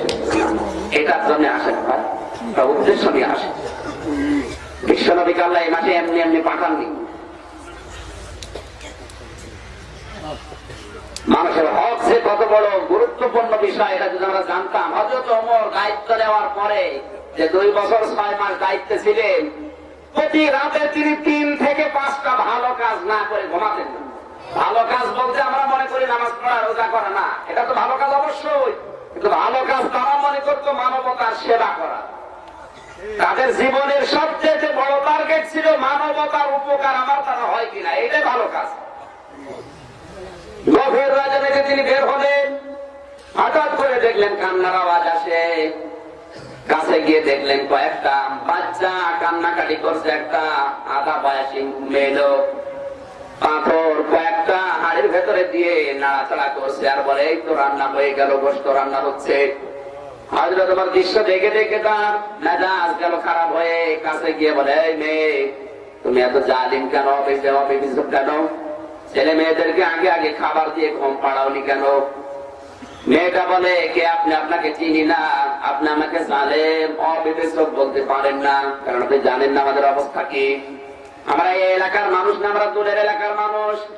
খলিফাতুল মুসলিমিন হযরত ওমরের কাছে যাচ্ছিলাম, রাত হয়ে গেছে, এই জন্য এই জায়গায় তাঁবু টাঙিয়েছে মরুভূমির ভেতরে খেজুর বাগানে। আমার ছেলে মেয়েদের পেটে এত ক্ষুধা, ওর বাবা শহীদ হয়ে গেছে জিহাদের ময়দানে। ক্ষুধার যন্ত্রণাদের যখন ঘুম আসে না, তখন এই যে হাড়ির ভেতরে কয়েকটা পাথর দিয়ে নাড়াচাড়া করছিলাম, আর বলছি এই তো গোশত রান্না হচ্ছে, হয়ে গেল। ওদের পেটের ক্ষুধার যন্ত্রণায় ওরা মানে না, এই জন্য চিল্লাচ্ছে। এখন আমি মা কি করবো, আর কিছুক্ষণ পরে ওদের খাবার দেওয়া লাগবে। হযরত ওমর বলেন আমার মাথার উপরে যেন আকাশ ভেঙে পড়েছে। ডাক দিয়ে বললাম মা আপনি দাঁড়ান, দেখি কিছু করতে পারি কিনা। এক জোরে চলে গেলেন। বাইতুল মালের খাজানচি আসলামকে ডাক দিয়ে বলে তাড়াতাড়ি দরজা খোলো, বস্তার ভেতরে কিছু আটা তরকারি ভর্তি করো, বস্তার মুখটা বেঁধে আমার মাথার উপরে তুলে দাও। হযরতে আসলাম বলে হুজুর বোঝা বহন করার জন্য আমি খাদেম আছি, আপনি কেন আমার জন্য আমি থাকতে বহন করবেন? হযরত ওমর বলে দেখো যে দৃশ্য দেখে এসেছি, কিয়ামতের দিন তুমি আমার বোঝা বহন করে দেবে না। আটার বস্তা মাথায় নিয়ে খলিফাতুল মুসলিমিন হযরত ওমর উদ্দেশ্যে দৌড়াচ্ছেন। হযরত আসলাম বলেন আমি পেছনে পেছনে যেয়ে দেখি মরুভূমির ভেতরে খেজুর বাগানে হযরত ওমর বস্তাটা নামালেন, নিজের মুখ খুলে বস্তার মুখ খুলে নিজে তরকারি রুটি আটাগুলো বের করলেন, নিজের হাতে রুটিটা তৈরি করে বাচ্চাদেরকে খাওয়ালেন। এবার বাচ্চারা হাসি খুশি। হযরত ওমর দৃশ্য দেখে এবার আনন্দের চোটে কেঁদে ফেলেছেন। মহিলা হযরত ওমরের চোখের দিকে তাকিয়ে দেখে পানি পড়ে, ডাক দিয়ে বলে কে বাবা তুমি? জানি না, আমার তো মনে হয় এই দেশে হযরত ওমর খলিফা না হয়ে তোমার মতো মানুষ খলিফা হলে আমাদের কপাল আরো ভালো হতো। হযরত ওমর ডাক দিয়ে বলে, মা কালকে আপনি যাবেন দরবারে, ওখানে আমাকেও দেখতে পাবেন। তিনি গেলেন, যাওয়ার পর দেখে খেলাফতের মসনদে বসা হযরত ওমর ভয়ের চোটে পা জড়িয়ে ধরেছেন, আমারে মাফ করে দেন। হযরত ওমর বলে, মা আমার কাছে মাপ না, মাপ তো আমার আপনার কাছে দেওয়া দরকার। আমি আপনার দায়িত্ব নিয়েছি, এই দেশের দায়িত্ব নেওয়ার সময় আমি বলেছিলাম ফরাত নদীর তীরে একটা কুকুরও যদি না খেয়ে মারা যায় কিয়ামতে আমারে আসামি হওয়া লাগবে। আপনি আমার এরিয়ার ভেতরে প্রবেশ করে ফেলেছেন, আর এভাবে কষ্টের পরে কষ্ট সহ্য করে আছেন, আমি কি জবাব দেব কিয়ামতে? দয়া করে আমারে আপনি কাঠ ঘোড়ায় দাঁড় করাবেন না। আমার তো মনে হচ্ছে এই হাদিসটা দেখার পর এই বাংলাদেশে 1628 জন মানুষ এখন দায়িত্বে আছে। প্রধানমন্ত্রী শেখ হাসিনা থেকে শুরু করে এই খায়রুল বাশর ভাই পর্যন্ত 1628 জন এখন দায়িত্বে আছে। এই 1628 জন মানুষ যদি হযরত ওমরের এই চরিত্রটা এই রবিউল আউয়াল মাসে গ্রহণ করতে পারে, এদের জান্নাত হয়ে যাবে। এর নাম রবিউল আউয়াল। এসব নেই, শুধু আন্দাজে ইয়া নবী সালাম আলাইকে পড়ে যাচ্ছে। আজকের আমার আলোচনার বিষয় 5টা কাজ আমাদের উপরে আল্লাহ হারাম ঘোষণা দিয়েছেন। কয়টা? নবীজি ওই সময় সাহাবায়ে কেরামকে ডাক দিয়ে বলেছিলেন, আসো আমার কাছে এসে বসো, আল্লাহ তোমাদের উপরে কি কি হারাম করেছে আমি তোমাদের তেলাওয়াত করে করে শোনাই। কক্সবাজারবাসী নবী কিন্তু এখন নেই, আছে বলেন? নবী যদি এখন বেঁচে থাকতেন আর এই কক্সবাজারের বদরখালী এই ময়দানে এসে যদি বলতেন, আমার উম্মতেরা আসো আমার সামনে বসো, তোমাদের উপর আল্লাহ কি কি হারাম করেছে আমি কোরআন তেলাওয়াত করে করে তোমাদেরকে শোনাই, আপনারা থাকতেন? থাকতেন? নবী যদি থাকতেন তিনি ওই কাজ করতেন, এখন নেই। ওই দায়িত্বই মনে করেন আমি নায়েবে রাসূল হিসাবে নিয়ে এসেছি। কোরআনে কারীমের সূরা মায়েদার 51 নম্বর আয়াতটা পড়েছি। এই আয়াতের আলোকে যে 5টা কাজ আমাদের জন্য হারাম আমি এখন ব্যাখ্যা করব। নবীর কথা যেভাবে শুনতেন ওইভাবে শোনা লাগবে। কি শুনবেন তো? জবান ছেড়ে কোরআনের আয়াতটা একবার পড়েন। আউযু বিল্লাহি মিনাশ শাইতানির রাজীম। বিসমিল্লাহির রাহমানির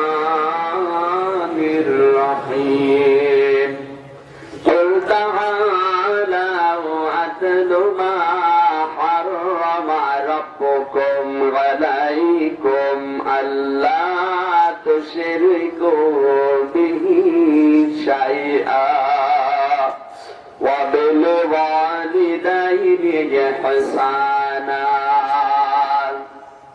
আল্লাহ পাক বলেন, হে নবী আপনি বলেন তোমরা আসো, আতলু আমি তেলাওয়াত করে শোনাই, মা হাররামা রাব্বুকুম আলাইকুম তোমাদের রব তোমাদের উপরে কোন কোন কাজ হারাম করেছে আমি তোমাদের কোরআন থেকে তেলাওয়াত করে শোনাই। আমি কিন্তু বলছি নবী এসে বললে যেমন শুনতেন ওইভাবে শোনা লাগবে, কারণ এখন আমি নবীর ওই দায়িত্বটা নিয়ে বলছি, নাকি আমার বাবার কথা এখন বলছি? নবী যেভাবে বলতেন ঠিক ওইভাবে বলছি, ওইভাবে আপনাকে শোনা লাগবে। আতলু আমি তেলাওয়াত করে তোমাদেরকে শোনাবো, মা হাররামা রাব্বুকুম আলাইকুম তোমাদের রব তোমাদের উপরে কি কি হারাম করেছে। 1 নম্বরে হারাম আল্লাহ তুশরিকু বিহি শাইআ। 1 নম্বরে তোমাদের উপরে হারাম হচ্ছে আল্লাহর সাথে শরীক করা যাবে না। কি করা যাবে না? আরো জোরে বলেন। এখন শরীকটা কি? শিরকের কথা প্রথমে আল্লাহ হারাম করলেন কেন?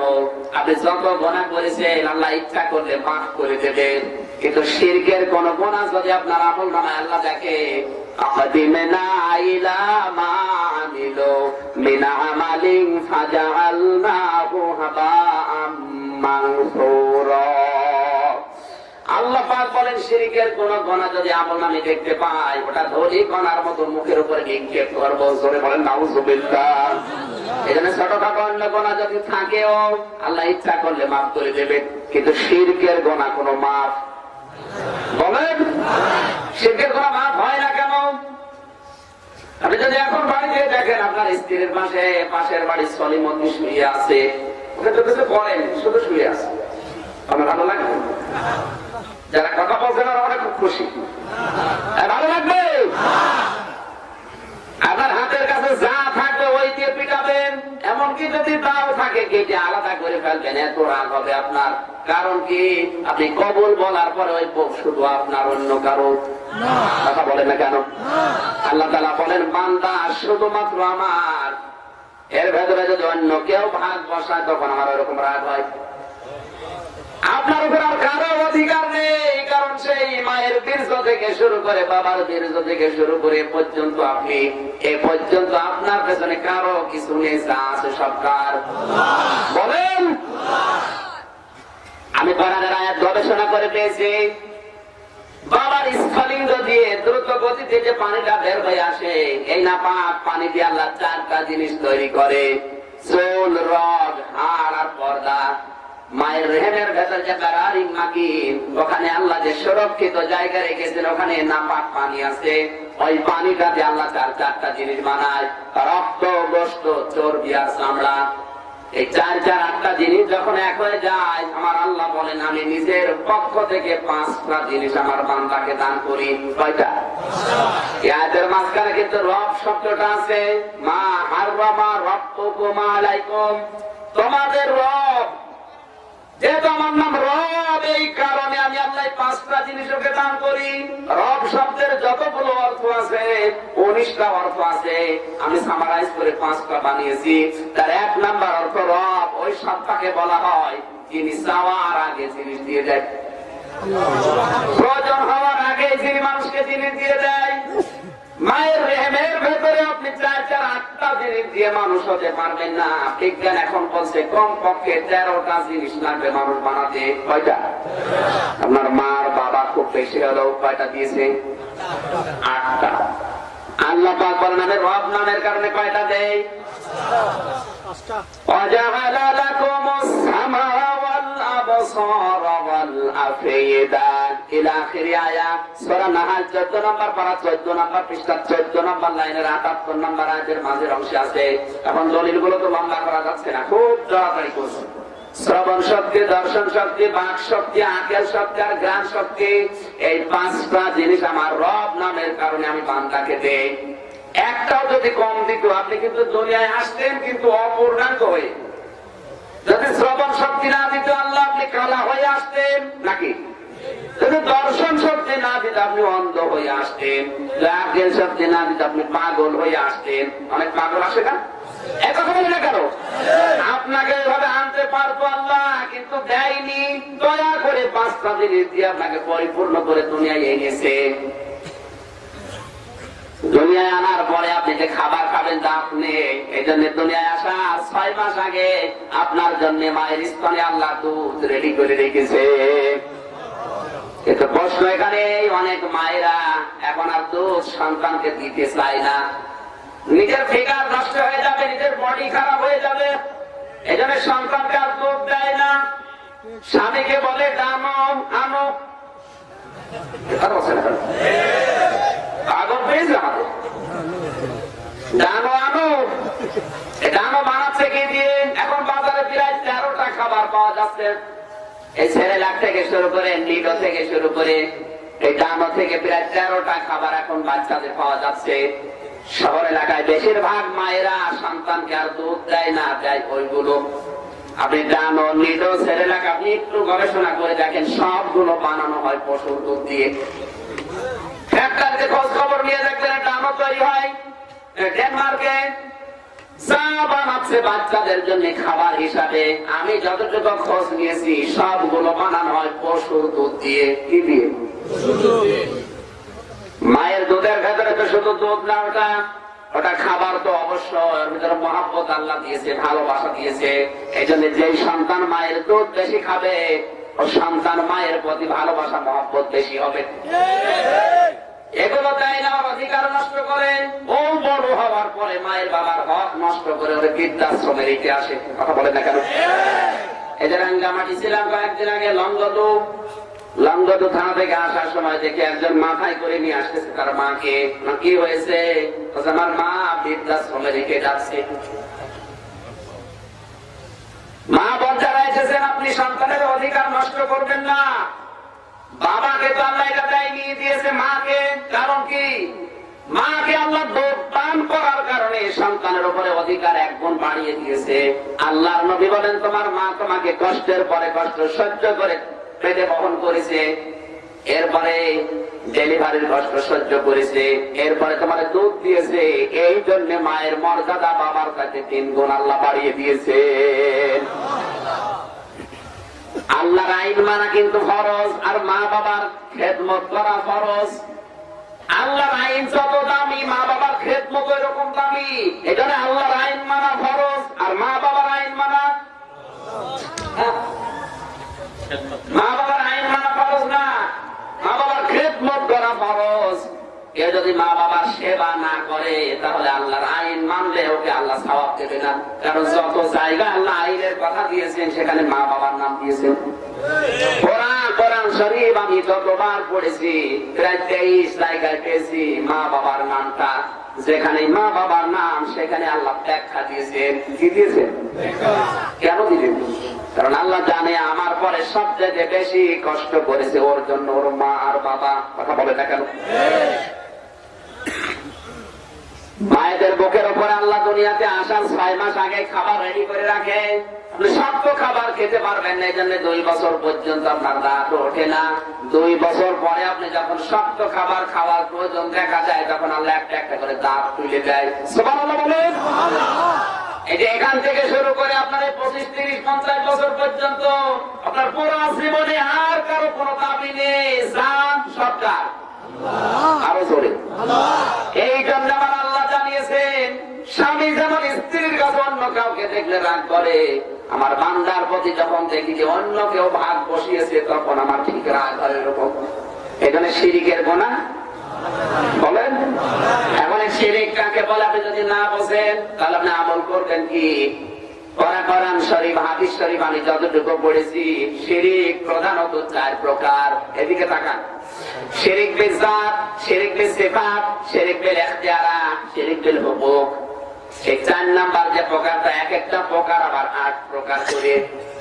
8 নাম্বার প্রকারটা আবার 12 প্রকার, 12 নাম্বার প্রকারটা আবার 22 প্রকার, 22 নাম্বার প্রকারটা 42 প্রকার, 42 নাম্বার প্রকারটা 72 প্রকার, 72 নাম্বার প্রকারটা 120 প্রকার। আমি সবগুলো নোট করে এনেছি এক একটা পয়েন্ট আকারে। এত কথা আছে শুধু শিন র আর কাফ এই শিরকের ভেতরে। এটা থেকে মুক্ত হওয়ার জন্য মানুষ 5 ওয়াক্ত নামাজে একটা কথা আল্লাহকে বলে, সুবহানা রাব্বিয়াল আলা অথবা সুবহানা রাব্বিয়াল আযীম। নামাজ শুরু করার পরে মানুষ যে শব্দটা পড়ে সেটার নাম কি? সুবহানাকাল্লাহুম্মা। সুবহান মানে কি বলেন? পবিত্র। আপনি যখন মানে আল্লাহু আকবার বলার পরে বুকে হাত বাঁধেন, কি বলেন? সুবহানাকাল্লাহুম্মা। এই যে প্রথম শব্দ সুবহান, আমি এই আয়াতগুলো নিয়ে, এই শব্দগুলো নিয়ে হিসাব করে দেখেছি ক্যালকুলেটর দিয়ে, কমপক্ষে মানুষ 299 বার সুবহানা শব্দটা নামাজে বলে। সুবহানাল্লাহ বলতে পারেন না। 299 বার এক কথা আপনার মুখ দিয়ে আল্লাহ বের করে নিচ্ছে, এই বল যে আমি পবিত্র। কিসের থেকে পবিত্র? শিরিক থেকে। কিসের থেকে? আরো জোরে। কয়বার বলাচ্ছে আপনার মুখ দিয়ে? 299 বার এই শব্দটা বলা লাগে 5 ওয়াক্ত নামাজ যারা পড়ে প্রতিদিন। আমি তো হিসাব করে দেখলাম এতবার আল্লাহ কথা বলায় কেন? আল্লাহ বলতে চান আগে বল যে আমি শিরিক করি না, আমি শিরকের দলের মেম্বারও না। সুবহানাল্লাহ বলেন। শিরিক যদি কারো আমল নামায় না থাকে, ওর আমল যদি কম হয়, আমি আল্লাহ তাকে জান্নাত দেওয়ার ওয়াদা দিলাম। এজন্য শিরিক আপনাকে আগে জানা লাগবে। যদি না জানেন আপনি শিরিকের ভেতরে আবার পড়ে যাবেন। শিরিক প্রধানত কয় প্রকার? সামারাইজ করে আমরা যেগুলো বানিয়েছে বিস্তারিত হাদিসে আছে 120 প্রকার। এখন সিরিয়াল করে যদি একটা একটা করে করি তো কমপক্ষে 1.5 ঘন্টা সময় লাগবে। এই জন্য আগে উঠতে চাই সবসময়। আসার পর আমি বললাম নিজাম ভাইকে আমি আগে উঠি, আপনি পরে ওঠেন। বলতো না তুমি চলে গেলে তখন থাকবে। এই জন্য উনি আমার পরে তুলে দিয়ে এখন 12টা বেজে যাচ্ছে। আয়াতের এখন তো 4টা পয়েন্ট বাকি। আপনার থাকবে? আমার তো গাড়ি তো 12টায়, আমার তো চলে যাওয়া লাগে, কালকে অনেক দূরে। এই জন্য এত বক্তা রাখা ঠিক না। আমরা 5 জন বক্তা রেখেছেন, আমি তো জানি না। আমি আর মনে হয় বসাই এখন এসে আরো 5.5 জন। আগামী থেকে কোন জায়গায় আমার নিয়ে আসলে 9টায় তুলে দেবে। পক্ষে 2 ঘন্টা 2.5 ঘন্টা না হলে একটা আয়াত বোঝানো যায় না। যেখানে নিয়ে আসেন কক্সবাজারে সর্বোচ্চ 9টায় তুলে দেবেন। আর আপনার একটু আগে আসবেন। এলাকার মানুষের স্বভাবও খারাপ আছে, এরা আসে 10টা 11টা। তাফসীর তো খালি বলে গেলাম, অর্থ হয়ে গেল তা না। এর শব্দগুলো গবেষণা করে তথ্য নিয়ে আসা লাগবে। এখন শিরিক যদি আপনি নাই জানেন তাহলে আপনি আমল করবেন কি? আমি শুধু পয়েন্টগুলো একটু বলি, আপনার যারা খাতা কলমে নিচে নোট করে কাজে রাখবে, যাতে একটা আলোচনা শোনার পরে যদি আমলই না হয় এই ছাপা দিয়ে রাখবে। 1 নম্বরে শিরিক বিদআত। কি বললাম? আপনারা কথা শুনতেছেন না ঘুমিয়ে পড়েছেন? কারা কারা জেগে আছেন? জেগে লিল্লাহি তাকবীর। এটাকে হাত তোলে লিখে, যারা হাত তোলেন মানে ঘুমিয়ে গেছে। এই যাই না কে আপনি ঘুমাচ্ছেন? আলহামদুলিল্লাহ। 1 নম্বরে শিরিক বিদআত। এটা কি? 1 নম্বরে শুনেন, 1 নম্বরটা শিরিক বিদআত। এটা আমার আল্লাহর জাতের সাথে শিরিক করা, আল্লাহর মতো অন্য কাউকে মনে করা। যেমন আল্লাহ ছেলে আছে, মেয়ে আছে। ইহুদিরা কাফের হওয়ার পেছনে কারণ ইহুদিরা উজাইর আলাইহিস সালামকে আল্লাহর ছেলে মনে করে। খ্রিস্টানরা কাফের এই জন্য কারণ মরিয়মকে তারা আল্লাহর স্ত্রী, হযরত ঈসাকে আল্লাহর সন্তান মনে করে। এই জন্য কি? আর আমরা যারা মুসলিম শুধুমাত্র আল্লাহ একজন, ওনার মতো আর কেউ নেই। যেমন মিজান ভাই ব্যাখ্যা করছিলেন আল্লাহুস সামাদ, ওনার সমকক্ষ কেউ নাই। সুতরাং এই বিশ্বাসটাকে নিয়ে আসা লাগবে আল্লাহর এই জাত। এটা এই শিরকটা বাংলাদেশে খুব কম হয়, অন্যান্য দেশে পেয়েছি আমি। 2 নম্বরে শিরক সিফাত। এটা কি? আল্লাহর জন্য যে সমস্ত গুণগুলো নির্ধারিত, ওই গুণ যদি অন্য কাউকে কেউ দিয়ে দেয়, কি সেই গুণগুলো কি?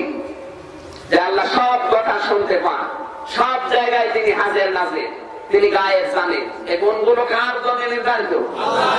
এখন যদি কেউ এটা কোন নবীকে দিয়ে দেয় যে নবীও গায়েব জানেন, নবীও হাজির নাজির, নবীও সব কথা শুনতে পায়, আমার পীর সাহেবও সব কথা শুনতে পায়, তাহলে এই শিরকটা বাংলাদেশে এখন আছে। বলেন আছে মানে আমরাই করছি। শিরক করে মারা গেলে আপনি বোঝেন আর না বোঝেন, আপনি কিন্তু জাহান্নামে যাবেন। আল্লাহর জাতের সাথে সিফাতের সাথে কোন শিরিক করা যাবে না। উনি যেরকম ওই জায়গায় আর কেউ পৌঁছাতে পারে না। সুতরাং সব জায়গায় হাজির নাজির শুধু কে? সব জায়গায় সবকিছু শুনতে পান কে? গায়েবের খবর শুধুমাত্র জানেন আল্লাহ। এটা অন্য কাউকে দেওয়া আরো জরুরি। 3 নম্বরে শিরিক বিদআত। শিরিক বিদআত, শিরিক সিফাত। 3 নম্বরে শিরিক বিল হুকুক। হুকুক মানে আল্লাহর হক সম্পর্কে যে শিরিক গুলো আছে, এই যে সেজদা, এটা শুধু আল্লাহর হক। কার? এই সেজদা যদি কেউ পীর সাহেবের পায়ে দেয়, কবরে দেয়, এমনকি নবীর কবরও যদি কেউ সেজদা দেয়, ও শিরিক বিল হুকুক করেছে, ওর জন্য জাহান্নাম অবধারিত। আমি নবীজির কবরের পাশে দাঁড়িয়ে শুধুমাত্র এভাবে হাত তুলেছিলাম, আমি কিন্তু কিছু চাইনি, শুধু দোয়া করছিলাম। আরাফানা লাকা যিকরাক, হে আল্লাহ তুমি নবীর সম্মান আরো বাড়িয়ে দাও। আর পুলিশ মনে করছে আমি কিছু চাচ্ছি, আমার হাতের উপরে দিয়েছে 1 বাড়ি। বলে কি চান? ইয়া হাজিউল হুজ্জাত আইনা বিলাদুকা, ও হাজি দেশ কোথায়? যে তুমি বাংলাদেশ, আমি বাংলাদেশ থেকে এসেছি। আমাদের বলে আপনি কি চান নবীর কাছে? আল্লাহ নবী আপনাকে কি দেবে? আপনার যদি কিছু দরকার হয় তো পেছনের দিকে ঘোরেন, কাবার মালিক আমার আল্লাহর কাছে হাত তুলে বলেন। একটা পুলিশের কি ইমান, এরকম ইমান বাংলাদেশে অনেক আলেমের নেই। এটা রাজপন্থী যে আলেমগুলো এখন বের হচ্ছে, এরা আরো মানুষকে বিভিন্ন কবরে যাওয়া শেখাচ্ছে। 4 নম্বরে শিরিক সিফাত না, 4 নম্বরে শিরিক ইখতিয়ারা। এটা আবার 2 প্রকার। এক একটা পয়েন্টে হাজার হাজার কথা আছে, শুধু মন মৌজুদের পয়েন্ট গুলো বের করে দেন। শিরিকের ইখতিয়ারা যে 2 প্রকার। 1 নম্বর প্রকারটা হচ্ছে আমি এমন মানুষের খেদমত এই জন্য করছি যে উনি আল্লাহর কাছে কিছু বলে, অনুরোধ করে হোক, জোর করে হোক আমাকে কিছু দেবে, এরকম বিশ্বাসে কারো খেদমত করা। পীর সাহেবের কাছে মানুষ হাতিয়া তো বানিয়ে নজর নামাজ দেয়, তার খেদমত করে। এই কারণেই বেশি কেউ মনে করে ইনি যদি খুশি হয় আল্লাহকে কিছু বলে তাহলে আল্লাহ আমার কথা শুনবেন নাকি, এই মনে করে করে না অনেকে। এটা শিরক। আপনি যদি কিছু চান সরাসরি আল্লাহর কাছে যাবেন। তারা উদাহরণ দিতে গিয়ে উদাহরণ সেট করেছে, ওসি সাহেবের কাছে যাওয়ার জন্য যেমন মাধ্যম লাগে, সরাসরি ওসি আপনার কথা শুনবে না। প্রধানমন্ত্রীর কাছে যাওয়ার জন্য মাধ্যম লাগে, উনি সরাসরি শুনবে না। আল্লাহর কাছে কিছু বলতে হলে বিভিন্ন দরবার করা লাগবে না। কোরআন শরীফে এরকম 19টা আয়াত আমি পেয়েছি যেখানে আল্লাহর কাছে কিছু যদি চাইতে চান সরাসরি বলবেন, কোনো মাধ্যম লাগবে না। এত দলিল তো লম্বা করা যাচ্ছে না। আল্লাহ বললেন কি আমার বান্দার জন্য যথেষ্ট না, ওর মাধ্যম ভরা লাগবে। আমাকে ডাকো, আমি ডাকে সাড়া দেবো, কারো মাধ্যম লাগবে না, আমি সরাসরি আমার বান্দার জন্য হাজির। বলতে পারেন না, আমাকে ডাকো, আমি একেবারে নিকটে।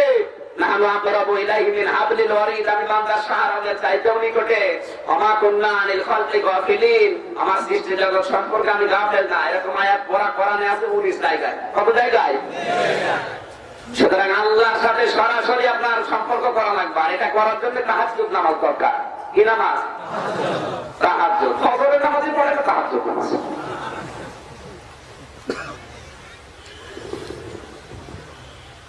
শিরক বিল ইখতিয়ার 2 নাম্বার পয়েন্টটা, শুধু পয়েন্ট গুলো বলছি। 2 নাম্বার পয়েন্টে এসেছে এই আল্লাহ যেই ক্ষমতার মালিক, ওই ক্ষমতা অন্য কাউকে আপনি দিতে পারবেন না।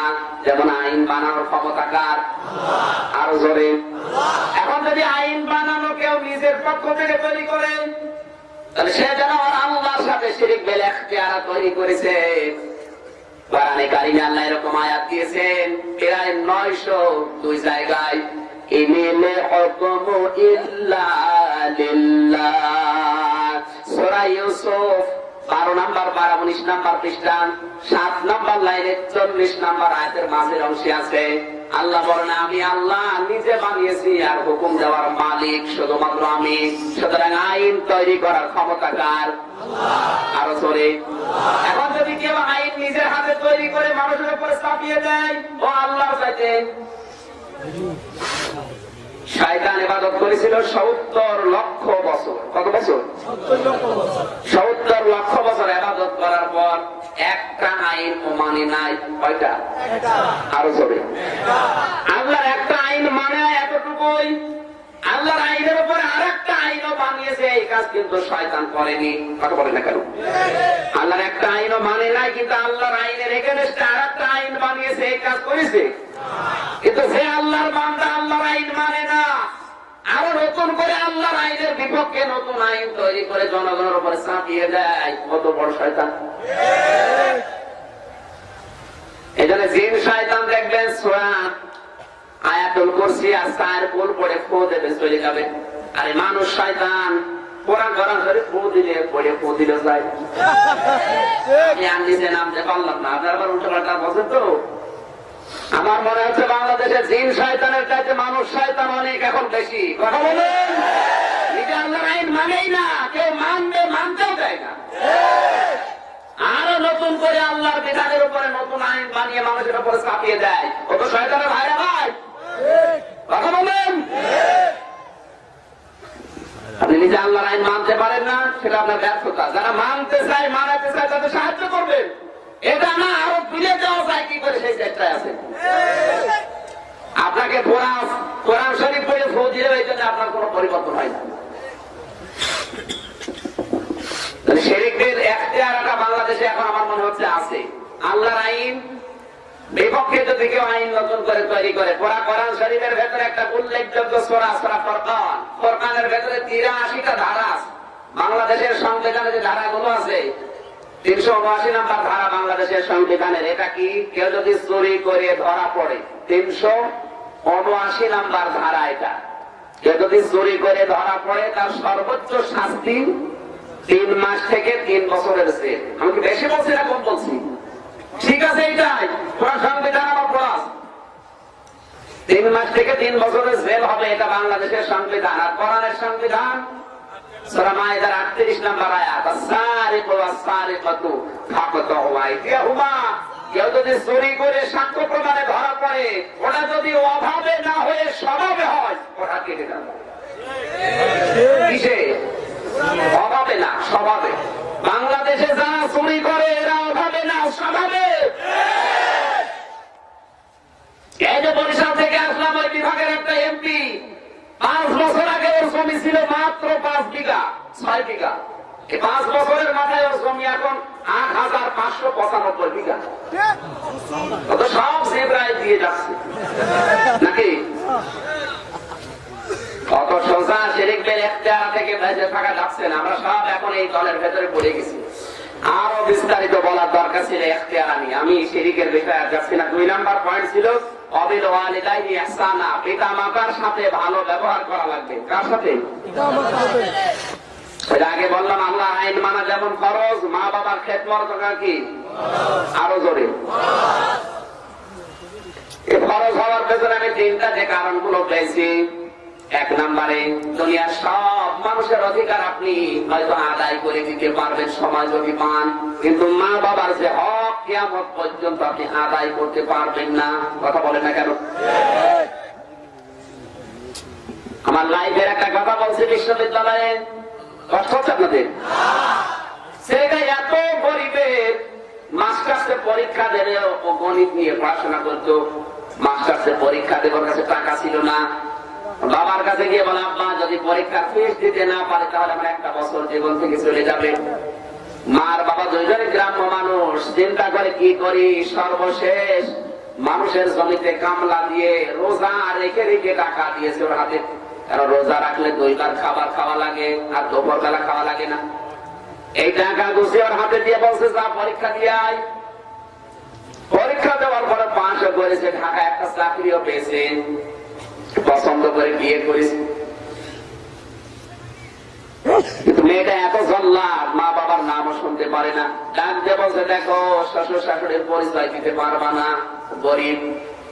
যদি পরিচয় দাও তাহলে কেউ জিজ্ঞাসা করলে বলে আমার শ্বশুর শাশুড়ি মারা গেছে। 3 বছর পার হয়ে গেলে ভাবে ওর মায়ের ছিল হাঁপানি রোগ, দিনের পরে দিন রোগ বেড়ে যাচ্ছে।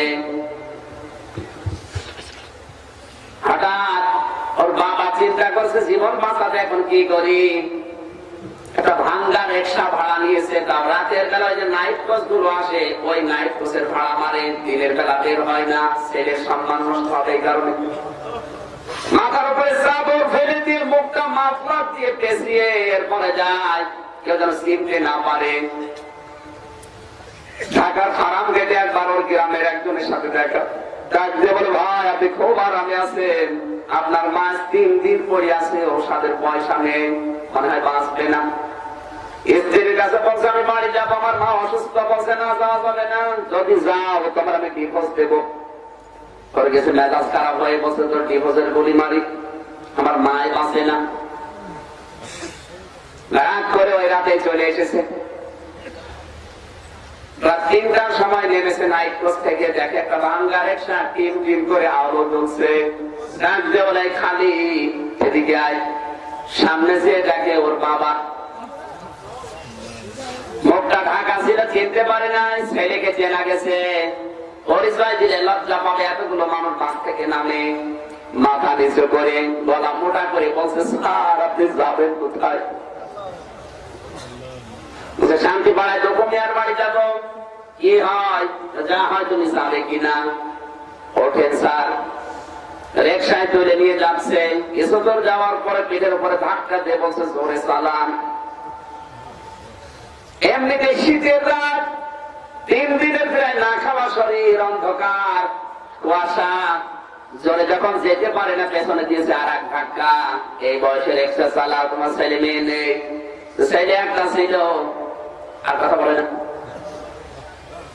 তৃতীয় আবার দিয়েছে আর 1 ধাক্কা। মুরব্বী মানুষ, রোডের উপরে পড়ে 2টা দাঁত ভেঙে গেছে। বহু কষ্ট করে উঠে ডানতে বলে, স্যার আপনার মোবাইলের লাইটটা একটু বের করেন তো। কেন? দরকার আছে। মাথা থেকে চাদর ফেলে দিয়ে মুখ থেকে মাফলারটা সরিয়ে মোবাইলের সামনে গিয়ে বলে, স্যার আপনি দেখেন তো আমার চিনতে পারেন কিনা।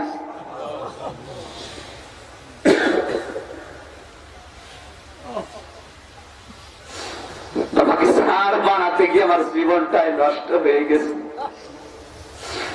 আমি রোজা রেখে রেখে তোমার পরীক্ষার ফিস দিয়েছিলাম, মানুষের জমিতে কামলা দিয়ে, এরপরে তোমার হাতে 4,500 টাকা তুলে দিয়েছিলাম।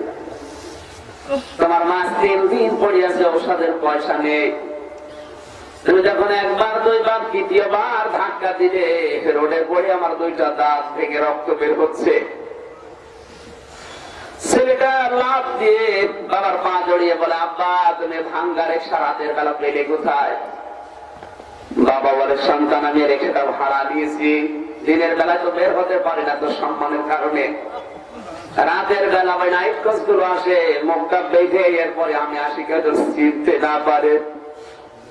3 দিন হয়ে গেল তোর মার হাঁপানি রোগ, আমি তো পয়সা জোগাড় করতে পারি না, যে কয়টা টাকা হয় মালিক অর্ধেক নিয়ে নেয়, বাকি অর্ধেক দিয়ে আমার সংসার চলে।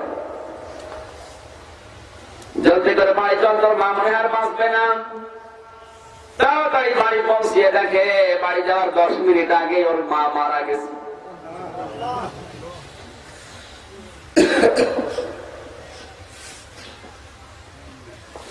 দৃশ্য দেখে বাবা হার্ট অ্যাটাক করে 2 মিনিটের ভেতরে মারা গেছে। মা বাবার পা জড়িয়ে বলে, আব্বা আম্মা যদি একবার হারিয়ে যায় তাম পৃথিবী খুঁজবেন, এরকম জিনিস আর পাবেন না। সকালবেলার পর ডিভোর্স নামা পাঠিয়েছে, যে রাগারাগি করে এসেছিল। শ্বশুর শাশুড়ির জন্য খরচ করে, আল্লাহ রাস্তায় খরচ করা সওয়াব পাওয়া যায়, কথা পাইনি। অথচ আমাদের বাস্তবতা এই, শ্বশুর শাশুড়ির জন্য হাজারো কিছু হয়, মা বাবার জন্য একটা শাড়িও বছরে হয় না। আমি থেকে শুরু করে আমরা যারা আছি, আমাদের উচিত হচ্ছে, ওদের তো হক অবশ্যই আছে, কিন্তু সবচাইতে আমার উপরে বড় অধিকার আমার মায়ের, এরপর আমার বাবার, এরপরে স্ত্রীর, এরপরে অন্যান্য মানুষের। সিরিয়াল করে দিয়েছেন কে? আমার আল্লাহ বলেন, 5 টাকা যে হারাম করেছি তার ভেতরে 1 নম্বরে শিরিক, 2 নম্বরে মা বাবার নাফরমানি করা শিরিক। মা বাবা মুসা আলাইহিস সালামের জামানায় একবার তিনি দোয়া করেছিলেন 3 বার, হে আল্লাহ একটু পানি দাও, পানি দাও, পানি দাও, পানি হয় না। 3 বার দোয়া করার পরে দেখেন মোনাজাত কবুল হয় না। 2টা বর্ণনা পেয়েছি। ডাক দিয়ে হযরত মুসা রাগ করে করে ফেললেন, আল্লাহ তোমার কি দয়া মায়া নেই? এগুলো নাই আমার উম্মত, কিন্তু তোমার তো মানবা, তুমি তো কিছু মনেই করো না। আমি এত দোয়া করি, পানি দাও না, কারণ কি? আল্লাহ বলেন, হে মুসা পানি না দেওয়ার পেছনে কারণে যারা তোমার সাথে হাত তুলেছে, এদের ভেতরে একজন মা বাবার সাথে নাফরমানি করা মানুষ আছে। আর ওকে বের করে দাও, আগে তারপরে দোয়া করো। হযরত মুসা বলে, রব্বুল আলামিন আমি জানবো কি করে যে মা বাবার সাথে নাফরমানি করা মানুষ আছে? তুমি একটু তার নামটা বলে দাও। আল্লাহ তাআলা বলেন, দেখো আমি নিজেই গীবত করতে নিষেধ করেছি, আর এখন আমি নাম বলে দিলে গীবত হবে। তুমি সবার সামনে তার অপমান করবে না, আমি পারবো না। হযরত মুসা বলেন, আল্লাহ কি করি আমি? তাহলে দোয়া করি। ও লোকটা তো হাত তুলবে, আমি তো চিনিও না। এখন সবার সামনে যদি বলে কে মা বাবার সাথে নাফরমানি করেছে, হাত তোলো, তো অপমান হবে। এক কাজ করলেন মুসা আলাইহিস সালাম, সবাইকে বলেন তওবা করো। সবাই মিলে তওবা করার পরে মোনাজাত করেছে, আল্লাহ বৃষ্টি দাও। সঙ্গে সঙ্গে মুষলধারে বৃষ্টি আরম্ভ হয়ে গেছে। আজ আমরা দোয়া করলে কবুল হয় না, শুধু আমাদের দোষ না, যাদের দিয়ে দোয়া করা হচ্ছে অনেক মা বাবার নাফরমান সন্তান আছে। সবাইকে নিয়ে তওবা করি, এখন হাত চলছে, এখন কোনো কথা শেষ করা সম্ভব না। 12টা 15 বাজে আমার গাড়ি চলে যাবে। আমি বারাকাল্লাহু লানা ওয়া লাকুম ফিল কোরআন। কমপক্ষে 2 ঘন্টা 2.5 ঘন্টা সময় তুলে হাতে নিয়ে আমার করবেন। আমি বলেছিলাম 12টা শেষ করে দেবো, 12টা 15, মিনাজাতে আরো 5 মিনিট লাগবে। আগামীতে কোনো জায়গায় 22 তারিখে একটা মাহফিল আছে, এই টেকওয়াই। যদি আসি, আমার বিদেশে সফর আছে, যদি না যাই তাহলে আমি আসবো 22 তারিখে। ওই যে নাসির ভাইয়ের এলাকায় ভাড়ুয়া কালী নাকি জানো, 12 বাকিয়া। যদি আসি 22 তারিখে, কথা আমাদের 10টায় তোলার কথা বলেছে ওনারা, 10টা থেকে 12টা। যদি আসি থাকবো, আমি যদি বিদেশে চলে যাই তাহলে আবার সামনে বছর। আল্লাহুম্মা আমিন। ربنا ظلمنا أنفسنا وإن لم تغفر لنا وترحمنا لنكونن من الخاسرين